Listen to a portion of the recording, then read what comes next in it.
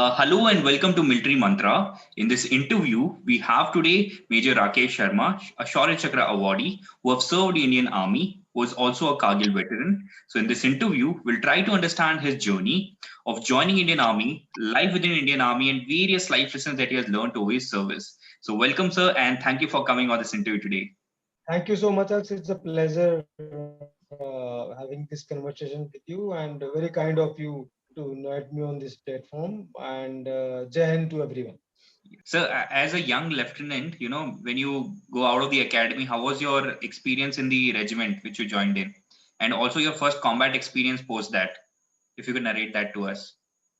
Yeah, see, so as you go as an officer in the unit or wherever you're posted, so first thing which most of the units, I'll say every unit which really uh, kind of focuses or stresses upon is that your men have to come first. The men whom you command, they have to come first. So all units, all regiments, they have got their traditions. Like our unit, I remember that I got posted to Valley only from the academy. So the unit was in the Pir Panjal ranges, and uh, so our unit has a tradition of welcoming you in a very indifferent manner. So you're not welcomed as an officer. You forget that you become a gazetted officer, something like that. They put you in a water tanker or something like that, and that's how you're taken inside. And then for 2 months you have to live in the barracks with your men, changing one barrack to another. You have to understand their life. You have to understand their issues. You have to understand their problems. You have to find out a bone homey kind of a thing with them. And thereafter, somebody is always mentoring you. Somebody is always, your senior subaltern or somebody is always there in the unit who's checking up on your progress, that how are you dealing with the situations, how are you talking to men, what have you learned about the regiment in past 2 months. So all those things. So initial grooming is always like that, because most of the units in the Indian Army, barring few, are very old units and they've got long regimental histories. Some of them infantry units, their histories are as old as 300 years old. So the young officer, once commissioned, is required to learn all that. It's not all that easy. And somebody is always on a head asking from you that, tell me about that episode. Have you learned or not? So all that, but the good point is that then it also integrate you know, into the system very well. So you feel confident. Then gradually you start coming out of that shell where you are initially very uh, uh, introvert. You are checking yourself, but then gradually you gain confidence. You're coming out of it, and then uh, you realize that men in the brother in the arms are all same, and we are all are meant to do the same work, same task for the country, and we all have that kind of bonding and that kind of love for each other. So it's a wonderful experience. What was the second question? You asked something else also. Sir, your first combat experience basically once you joined the regiment. I remember within 1 year of joining, so I was in a particular area in the Pir Panjal ranges, and we got an input that so of course prior to this operation I had few kind of small skirmishes with the militants here and there, but they were not full-fledged operations. The first operation which I remember, I can recall, was in 97, and this is all mountainous region. So we had some input, that there was a local ex MLA in that area who was residing in the area. So we had some input that some of the this Lashkar and all these people, they are planning to kill him, and I had input that they are going to be in this area and so date or night.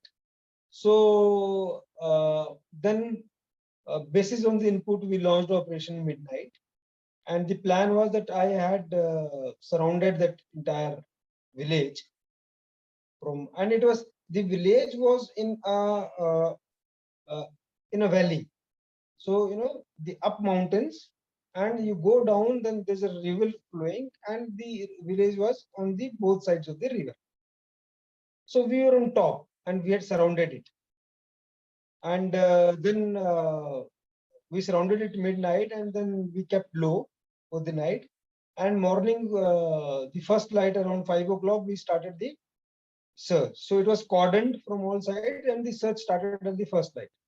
Now, unfortunately, the search continued till about 2:30, 3 o'clock till afternoon, and we couldn't find anything. So we were really very disappointed and kind of frustrated. So I decided to call it off. I said, I don't think so that the input is correct, and probably nothing is there. I don't know what happened. Suddenly it came to my mind that, why not to just try something different. So I had one of my men towards my right, and he was carrying a light machine gun, LMG. So I just told him to fire 2-3 bursts just into the air. And others were starting to roll back. So this guy fired LMG, and you won't believe, the fall of the ground. There were some 6-7 houses, and out of those houses, out of one of those houses, 3 militants, they ran outside firing, and they were just running away towards the river down slope, and we were on the top. So when we fired on them, unfortunately, the trajectory was such that we couldn't find them because the ground was undulated. So our bullets were just going over, and they were just going down. So, I felt I felt, what to do. Then I didn't realize anything. I just started running myself in the direction in which they were.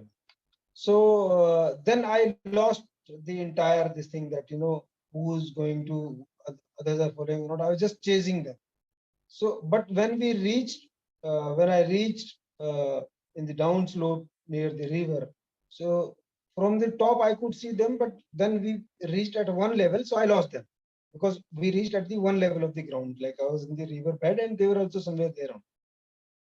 So what happened that I saw 2-3 a family kind of thing. They were coming from the opposite direction, and they were crossing the river, and I saw their faces. They were looking frightened.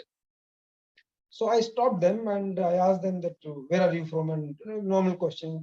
They lied. They said, we are from a different village. We have come here to pick up some floor from the floor mill.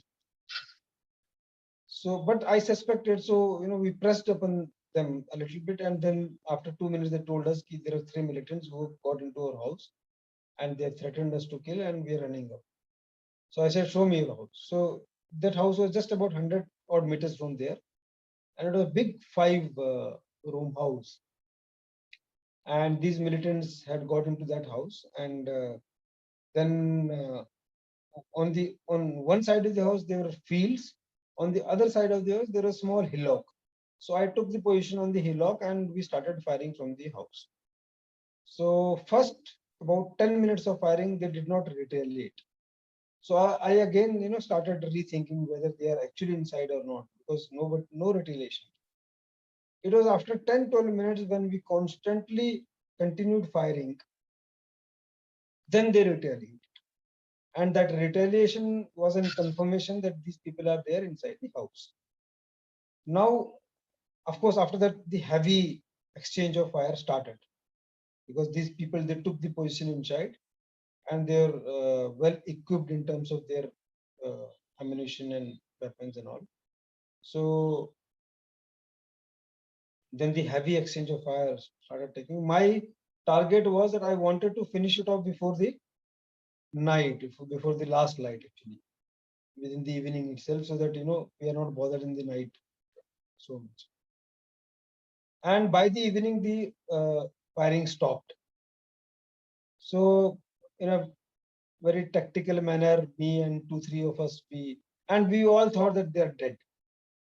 So what happened that, so in a military way of movement, the way we move, fire, and the cover and fire. So we got inside. I got inside with three of my teammates.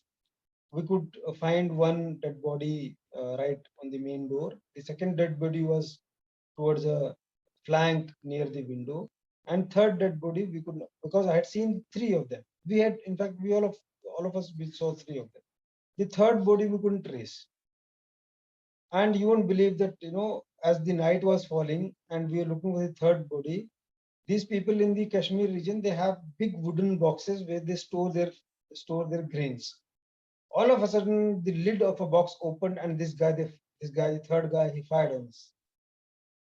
Luckily for us, he was so injured that he couldn't aim. He just fired aimlessly. And he fired, and thereafter, we didn't know what to do, and we all jumped outside.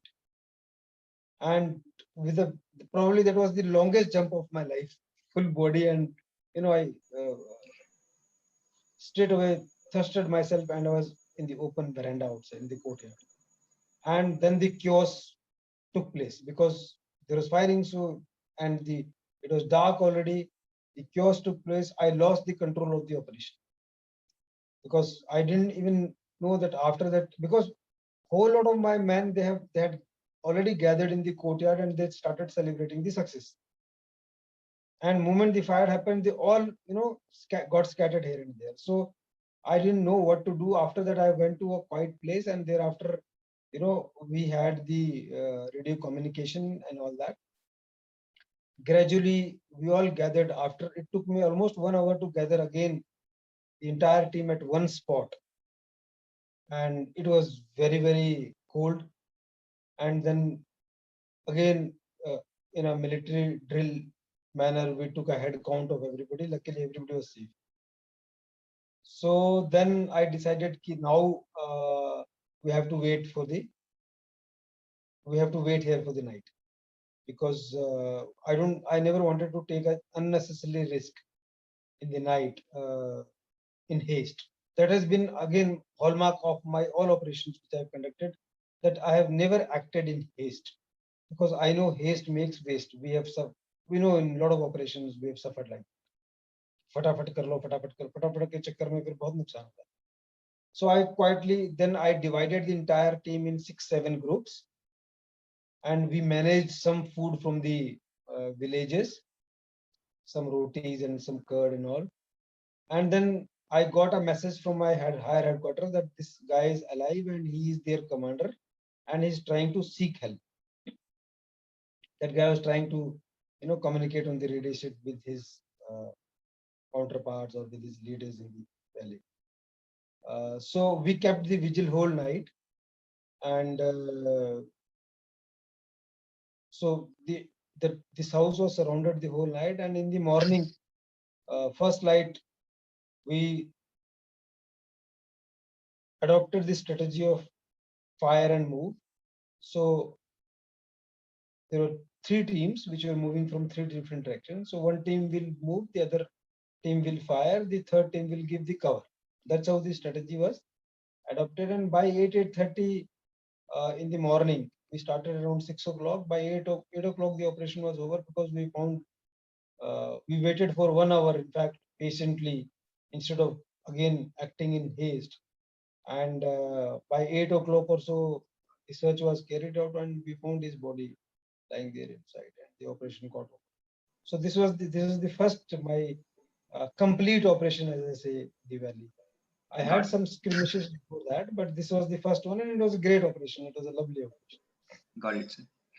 Sir, you are also part of the Kargil war, and there are a lot of videos on the Kargil, and a lot of news channels also featured it, and you were also part of it, which I've seen a video. If you can briefly tell us, your experience during the Kargil, and how was it? Well, as a soldier, as I narrated initially only, that as a soldier, if you get an opportunity to be in the war, to be facing your enemies, so that's probably one has to well, first of all, one has to be very lucky. I was very lucky that when the war actually started, I was quite at a distance from the operational area, and although I was hoping like hell that I get opportunity, and eventually I got an opportunity. But initial days, the hope was really very bleak that I'll get into the war. and we were because the war was happening in Kargil, and we were in the Punch region, so in between the Pir Panjal region, so that kind of a scenario. But suddenly, mid-May, we got the orders, and I was told that if you want to move, then you have to be ready within few hours only. So we got ready within few hours. We traveled 3-4 nights, and then we entered the war zone. So of course, those point when we entered the war zone around mid-May, that time our initial phases of operations had just started, and we suffered big, high volume of casualties those days, because initially the operations, initially the intelligence was also not there, very restricted intelligence. So some of these initial phases of operations, they're just trying to understand, to get a grip of the situation, and in the bargain we lost you know quite a number of our brothers, and we all know all that stories, Saurav Kalia, and after that the initial phases of Tarolong and various other operations. There are certain operations which are not in the fore, where people played a very uh, great and a very extraordinary role in terms of defending the country, but somehow many of them are actually not known. And the war is of course a very different experience altogether, because then it is like I'll term it करो या मरो, ऐसा कुछ बोल सके तो, क्योंकि उस टाइम कुछ और होश नहीं होता है उस टाइम दिमाग में कुछ you don't think. At least I remember that I was conducting a workshop on this, on my Kargil operations. I had prepared a workshop called "There Are No Runners Up," and this is something which comes out of my heart, that in all other, like now today the Olympics is, the Tokyo Olympics are on. So there are going to be winner-ups, there are going to runner-up. Like we had a silver medal today. So you have, if not the best, you can be second best, you can be third best. Those kind of choices are there. Only the war place doesn't give you a choice. You don't have a choice. You have to win. Means either you're caught or you're dead. So in a way, even if you're caught, it is as good as being dead. So the war place is one, I'll say, phase or a platform in life or a situation in life which doesn't give an opportunity to be a runner-up. You have to win. There is no choice. So that is the kind of mindset which prevails when you are in the war. And mostly the traditions of the Indian Armed Forces are very strong, very old, and they're empty of uh, uh, stories, and empty of uh, examples of raw courage, self-sacrifice, leading from the front. So all these factors, they play a tremendous role in strengthening your mind, body, your heart while in war, and it helps a lot. Because I remember that we got bombarded by the Pakistanis, but we retaliated within no time. And every uh, 6 hour, 4 hours, we had to change our positions. We had to move up. We have to go along with the infantry, and we had to uh, scoot and shoot and scoot, something which is called that you shoot from one place, then you move quickly, and then you shoot from other place before you are detected. The detection system of the Pakistan forces were quite good, because I remember moment you will fire, within 10 minutes they will fire back on the same place. They will retaliate very strongly. So that was a very different challenge, and in that kind of a terrain where you don't get much place to maneuver, it is a big challenge. And but we did whatever we had to do. The world knows it now, that how we operated, and how the entire operations, gamut of operations, starting from the Batalik till Moscow, all that stretch. So everywhere, uh, all these points, all these targets. Everywhere we took back whatever Pakis had occupied, because that sense of belongingness to the nation, that sense of love to the society, that sense of responsibility, all that prevailed, and it is an integral part of the soldiers in the armed forces. So of course, it's a lovely feeling. Your family member don't know that where are you. You're not in communication with them, and you don't know whether you're going to go back or not. But you're full of energy. You're full of joy. You really want to outprove your enemy. You really want to, thrash him back very badly, having no doubts what is the target, what you need to do. That is the kind of situation you are in. So I'll say that this is something which is unparalleled, and Got it. these are the experiences which are very uh, at times they're very personal also, because there are a lot of personal things which goes in mind. And of course, as far as the integrity, the territorial integrity and sovereignty of the country is concerned, so that is something which cannot be compromised. We all are very clear about it, and there is no doubt in mind, even for a moment. All those 3 4 months which I spent there and with my team, and in fact, I volunteered to go. Me and my team, we volunteered to go. Yes, we want to go. It was not that it was kind of ordered. It was not ordered to us that you have to go. We were begging for it, that we want to go and we want to be there in the war battle zone.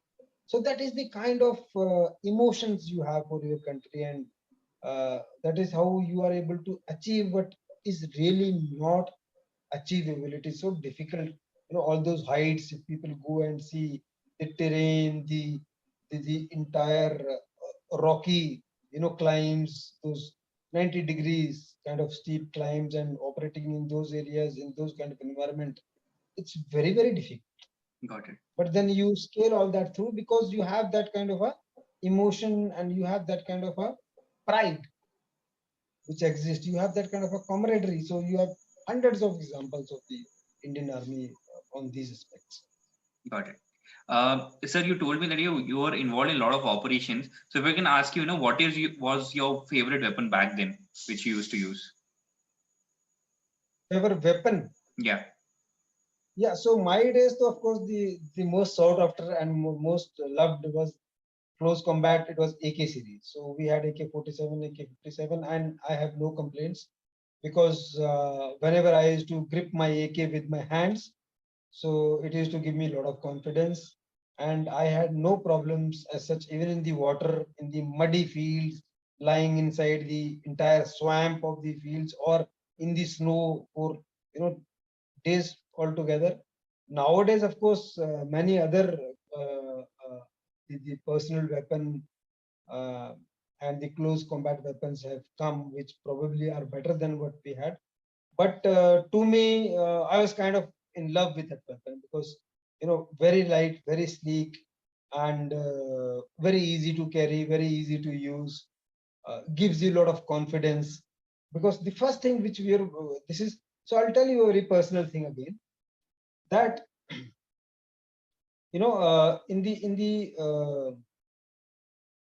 when it is winters and it is snowing and you're conducting operations, so you're supposed to be wearing those snow gloves. Otherwise, your hands can get damaged because of the chill. But as a person, I never got confident of holding a tight grip on the weapon with the gloves. I never got that confident. So my confidence came only when I used to hold the rifle with my bare hands. So I could feel it, I could sense it. My skin is touching my weapon guard. So it is individual. So despite of, I was in the snow for 2 days, 3 days, but this didn't work with me. The only thing which worked with me is that I have to be holding my rifle barehanded. Then only I'll find that confidence which I wanted. And once you are confident about your weapon, then it makes a lot of difference, because weapon counts a lot. there were incidents where the weapon was not correct weapon and people have suffered because. So it plays a big role. And as I told you, it was the AK series, AK-46, AK-56, and all that. That was something which, of course, there were MMGs, there were LMGs, there were HMGs, there were RLs, and all those things. These are big weapons, but as a personal weapon or as a close combat weapon, my favorite was AK. Got it, sir. So, sir, I can see the Shaurya Chakra behind you right there. So, if you could tell us, what was the story behind that? Well, this is a very long story, and If you can briefly tell us. yeah. So this was. So I'll tell you, this was an operation which we, after long efforts and lot of deception, lot of pressure and all those things. So in a fully complete night operation, we neutralized and we went into the enemy territory after a lot of deception, and we neutralized 5 of their top commanders. It was there those days when it happened in 2003. So it was there in whole lot of media and all those things. So we neutralized top 5 JAS and Hizbul commanders who were deceiving the army for a long time. And I had to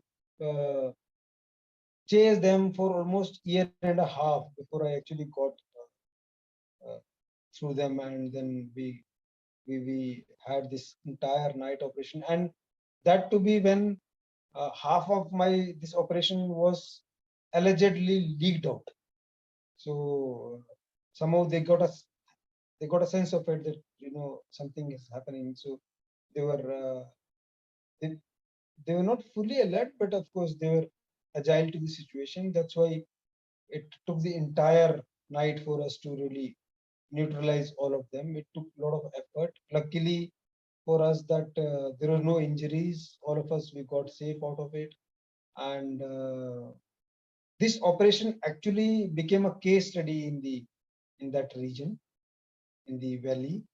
And also this operation was instrumental in changing the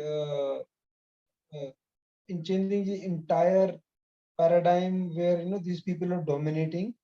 So it's changed the tables actually, where the where before this operation, these people, the Jais, the Hizbul and all, they are really dominating that particular area in Kupwara region. This was in Kupwara region. Kupwara was again a very hotbed, Lola Valley to be specific. So, and after this operations, we had a lot of other successful operation also. But then this operation changed the entire narrative. That's what I would say, in terms of our confidence, in terms of operations, in terms of their level of confidence, which actually, crumbled down very badly. In terms of people, the local villages and the people in the town having faith and having trust on us. A lot of things changed after that, because the localites over there also were shocked, pleasantly shocked. I mean, they never expected that, in one go we will get all of these, the top commanders. And of course, many of them were getting harassed by them. So they were very happy. And after the trip, many of them, they opened up to me personally and they spoke their stories and all. So we developed a very good rapport with the entire folks out there, the entire crowd. And this was something which, as I told you, it changed the entire narrative in that particular Chakra. Wonderful operation. Sir, you have served in Indian Army, you have done so many operations, you have been part of the Kargil War. If I can ask you 3 life lessons that you have learned from the Indian Army, what would they be? Any 3? See, the first thing which the armed forces teach you, that life, uh, beyond your personal or professional ambitions, life should have a purpose which is beyond all this. So, because if you are a soldier, then there are a lot of thoughts which come to you, and selflessness is one of those thoughts which primarily come to your mind and to your heart. And when you talk about selflessness, then it is somehow linked with the purpose in life. So if you are selfless and if you really want to do something for your country, then better have a purpose beyond. I'm not saying that your personal or professional goals are not important; they are equally important. But it, as a soldier, you know, the institution teaches you to move beyond this and to have a purpose. That's one thing. The second important thing, which I have mentioned to you before also, that fine, you could be any rank in the army. You could be a Jawan, you could be JCU, you could be officer. It doesn't matter. Soldier is a soldier. Ranks comes afterwards. So if you again broadly derive the gist of this, then as I told you, you have to be a gentleman first. And whatever you are, you could be journal, you could be a brigadier. After you move out of army, you could be a businessman, you could be anything. But that sense of being a gentleman, of being a responsible citizen of the country, doing things responsibly, always willing to help out your society, your people, that is something which is firmly ingrained by the institution in you. And that is very, very important. That's the second. The third thing which one picks up from the armed forces is that, and which is of course uh, the again a very integral teaching of the institutions wherever you go in the armed forces, that your comfort comes last. So first is the nation. Second, again, whether so I'll quote both ways. When you're in the army, first is the nation, second is the men you command, and after that is your number. So you are in the last. If you're not in the army, you're an ex-soldier. Again, first is your society.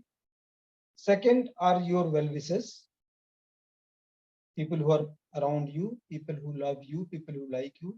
So they are your second again, and third, you come again in the last. So you have to respect, regard, and you have to keep the needs and requirements of the others before you almost every time and any time. That is what the forces they really expect and they teach you, that as a soldier you should always be giving. You should not no you should not look for any takes, or you cannot be a taker. You should be always be giving to the society. Give it back to the society as much as you can. So Got to it. me, these are the three most important things. Got it. So my final question to you would be, a lot of aspirants will be watching this interview. What will be your message to all those who want to join the armed forces? You're most welcome. Please do join the Indian Armed Forces, be it Army, be it Indian Navy, be it Indian Air Force. Uh, it's a profession of greatest pride. It's a very noble profession. We all know that. And this is the only profession where hundreds of people can die on your one wink of the eye. Please remember that. You don't have to be, telling or talking about it. If you are a good leader, if you're a good commander, there are hundreds of them. And before I conclude this, I'll tell you a small incident that, when I was a captain, young captain, at times, I used to get impatient and I used to move ahead of the column. And I used to kind of lead the entire movement of the operational aspects. One night we came back from one of the operations, and we came back by around 1 in the morning, so past midnight. And after that, there's a normal drill where we take all okay report and all that. And then I went to my room and I expected everybody to go and retire. Then suddenly, within 2 minutes, I heard the knock on my door. So I came out. So I saw that all this, my special team, that QRT team which was there, quick reaction team of the company commander, all of them, they were standing, and the JCO was standing. So I said, what? So they said, sir, we want to talk to you. I said, is it so urgent that we need to talk right now? Can't it wait for tomorrow morning? They said, no, sir, it's very urgent. I said, what is it? You know what they told me? Hindi में बोला, हिंदी में बता रहा हूँ. कहते हैं साहब, आप जो ये कर रहे हो, ठीक है, आपके अंदर बहुत जोश है और हमने देखा है कि आप बढ़िया काम कर रहे हो, पर आप हमको एक बात बताओ कि अगर आपको कुछ हो गया तो हम अपना मुंह किसको दिखाएंगे? हम अधिकारियों को क्या बोलेंगे कि आपके होते हुए आपके कंपनी कमांडर को ये कैसे हो गया, और हम अपने घर में अपने माँ बाप को, अपने बीवी बच्चों को क्या मुंह दिखाएंगे? So why I narrated this is the kind of belongingness which you can create. It doesn't happen anywhere else. It will never happen anywhere else. You always ready to lead, die for your men, and your men always ready to protect you at the cost of their life. So you are entering in that kind of a professional. Please do come over. Indian Army, Indian Defense Forces need a lot of good people, good youth coming into the ranks, coming as officers, and driving the entire effort which is there. We all know that we are heavily surrounded by our enemies from so many directions. So we need good youth to come up, to join the armed forces and do well for themselves and do well for their country. All right. Yeah. Thanks Thank a you lot, so sir, much for your time, Thank sir. you so much. It was really enriching experience of your whole experience in the armed forces and various operations you have been part of. And thank you again for your time, sir. And Jai Hind, sir. Thank you, and Jai Hind to everybody, to all Indians. Thank you so much. Bye bye.